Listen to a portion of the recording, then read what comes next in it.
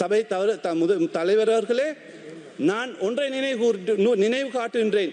அன்று 2014ஆம் ஆண்டு எமது நாட்டில் தர்கா நகரில் அந்த ஒரு பயங்கரமான இன வெறியர்களால் அந்த தர்கா நகர் பாதிக்கப்படும் போதோ பாதிப்புக்கு உள்ளாக்கும் போதோ எமது இந்த பாராளுமன்றத்தில் அதிகமான அந்த முஸ்லீம் அமைச்சர்கள், முஸ்லீம் பாராளுமன்ற உறுப்பினர்கள் அந்த குறிப்பிட்ட அந்த கட்சியோடு மஹிந்த ராஜபக்சோடு கைகோர்த்து இருந்ததை எங்களுக்கு நினைவுள்ளது.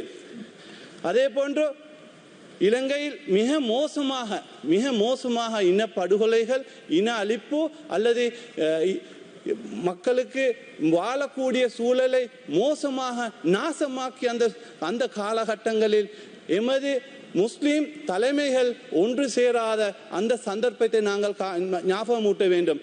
மிக மோசமான இனவாதம் கட்டியெழுப்பப்படும் காலத்தில் கூட இன்று எமது முஸ்லிம்கள் என்று சொல்லக்கூடிய முஸ்லிம் தலைமைகள் வேறு கட்சிகள் வேறாக செயற்பட்டதை நாங்கள் காண முடியுமா இருந்தது. அவர்கள் நிச்சயமாக முஸ்லிம்களை பாதுகாப்பதற்காக அன்று ஒன்று சேரவில்லை. இனவாத அரசியலை ஒழிப்பதற்காக இந்த என்பிபி அரசாங்கம் ஒரு முயற்சி செய்யும் போதோ இன்று இனவாத அரசியலை செய்ய முடியாமல் எதிர்காலம் கேள்விக்குள்ளாகும் போது அன்று ஹிஸ்புல்லா, அத்தாவுல்லா, ரிஷாத் பதியுதீன், ரவுஃப் ஹக்கீம் போன்றவர்கள் இன்று ஒரே மேடையிலிருந்து தேசிய அரசியல், தேசிய எதிர்கட்சி அல்லது முஸ்லிம்களின் ஒருங்கிணைத்த ஒரு அரசியல் கட்சி உருவாக்குவோம் என்ற சிந்தனை பேசிக் கொண்டிருக்கிறார்கள். ஏன் முஸ்லிம்களின் பாதுகாவலன் என்று சொல்லிக் கொண்டிருக்கும் நீங்கள் அன்று இனவாத பிரச்சனை போது ஏன் நீங்கள் ஒன்று சேரவில்லை?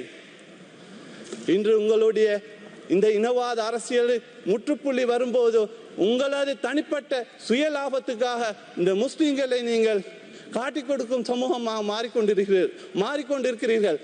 நிச்சயமாக இதற்கான பதிலை எமது முஸ்லிம் சமூகமும் அல்லாஹ் தஆலா உங்களுக்கு அதுக்கான தண்டையை நிச்சயமாக தருவான்.